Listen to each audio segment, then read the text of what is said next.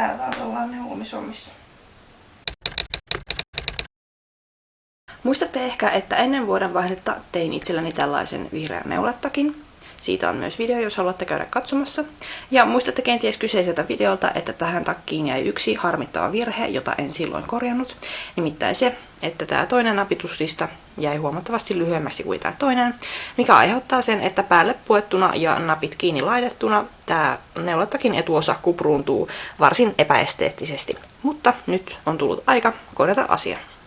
Tämän asian korjaaminen on suht yksinkertaista, eli otetaan napit irti tästä listasta, puretaan tämä neulottu lista ja neulotaan sinne tilalle uusi ja kiinnitetään napit takaisin paikoilleen.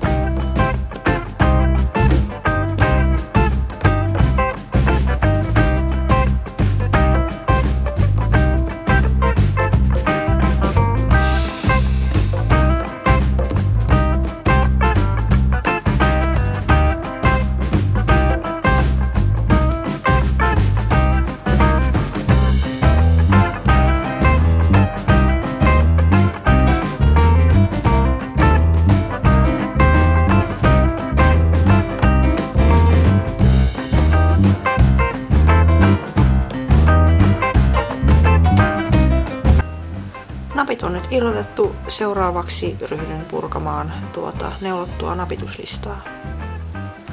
Mä toivoin aluksi, että mä saattaisin purkaa tämän sillä tavalla, että mä voisin vielä käyttää tämän jo aiemmin käytetyn langan uudestaan.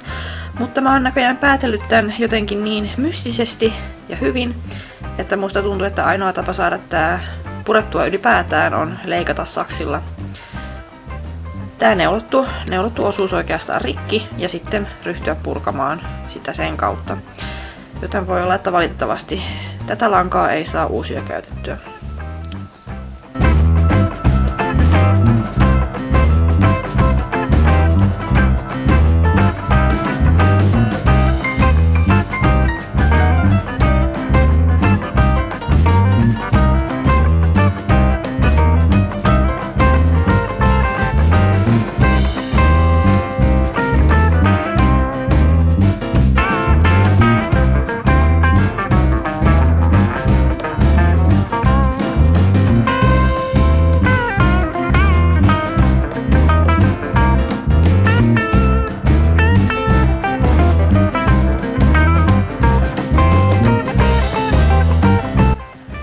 Napituslista on nyt purettu.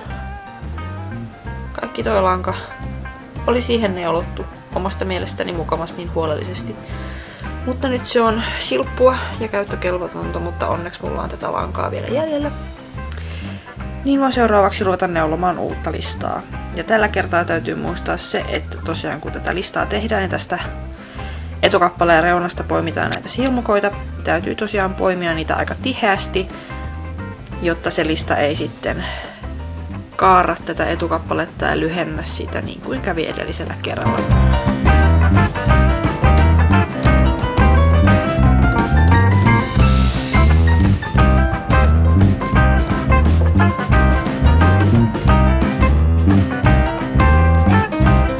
Mä katsoin vähän aikaa sitten Kathy Hay-nimisen käsityötubettajan videon, jossa hän puhui siitä, miten tulisi asennoitua silloin, kun käsityöprojekteissa kohtaa haasteita, jokin asia menee pieleen, ja silloin yleensä tuntuu siltä, että tästä ei tule yhtään mitään, haluaisi vaan lopettaa, jättää kaiken, luovuttaa, siirtyä johonkin toiseen projektiin tai unohtaa koko homman.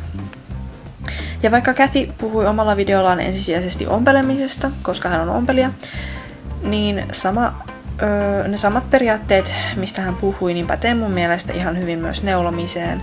Eli jos tulee tenkkapoo, jokin asia menee pieleen, ärsyttää, niin silloin on parasta vaan keskeyttää työnteko, tehdä jotain muuta välillä ja palata sen käsityöprojektin pariin vaikka seuraavana päivänä tai sitten kun on parempi olo. Jos muistatte siitä mun neuletakki-videolta, niin mä tosiaan puhuin siinä lopuksi siitä, että tosiaan tää virhe mulle tuli, että tää toinen napituslista epäonnistui ja jäi liian lyhyeksi. Ja silloin mä kerron, että en ainakaan saman tien aio purkaa sitä pieleen mennyttä napituslistaa ja tehdä uutta, vaan palaan asian pariin joskus myöhemmin ja tosiaan niin tein. Ja nyt juuri tässä kuvassa neulon tätä uutta napituslistaa. Mä ehdin pukea ylleni ja käyttää tätä neuletakkia, hieman pieleen mennyttä sellaista muutaman kerran, kunnes mä totesin, että se tosiaankaan ei näytä päällä niin hyvältä kuin mitä mä toivoisin. Ja siinä vaiheessa ajattelin, että nyt on parasta korjata asia, palata tähän projektiin, tehdä siitä juuri sellainen kuin sen olisi pitänyt alun perinkin olla. Ja kannustuksena kaikille muille käsityöharrastajille sanoisinkin sen saman asian, mistä Kathy puhui omalla videollaan, että tosiaan virheitä tulee kaikille, myös ammattilaisille ja puoliammattilaisille. Itse en ole kumpaakaan niistä. Ja virheiden sattuessa ei kannata luovuttaa, vaan kannattaa jatkaa projektin parissa silloin, kun tuntuu paremmalta. Ja silloin, kun jaksaa, eikä ole enää niin vihainen itselleen siitä, että taas minä mokasin.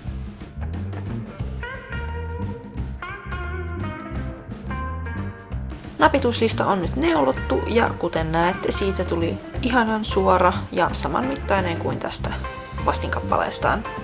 Enää täytyy päätellä langat ja kiinnittää napit, mutta sen teen illalla, koska nyt iltapäivällä minun täytyy rientää toisaalle.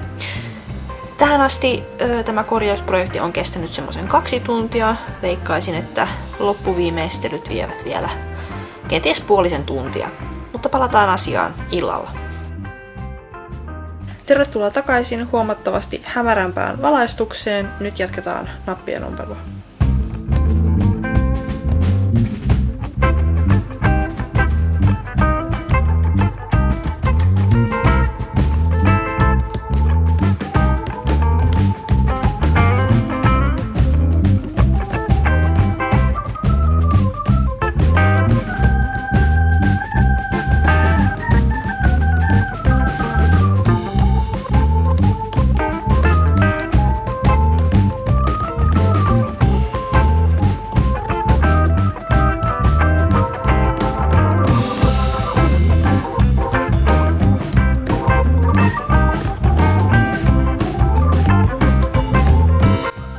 Tässäpä on korjattu neuletakki koko komeudessaan. Kiinnitin siis napit uuteen nappilistaan ja päättelin langan pätkät vielä tuolta sauman kohdista. Ja siitähän tuli oikein mallikas. Kiitos paljon kun katsoit tänne asti. Jätä videolle peukku jos tykkäsit. Ja mun kanavalta löytyy näitä käsityövideoita muutama lisääkin, joten sieltä voi käydä katsomassa jos kiinnostaa. Me nähdään seuraavassa videossa eli 2 viikon kuluttua. Ensi kertaa!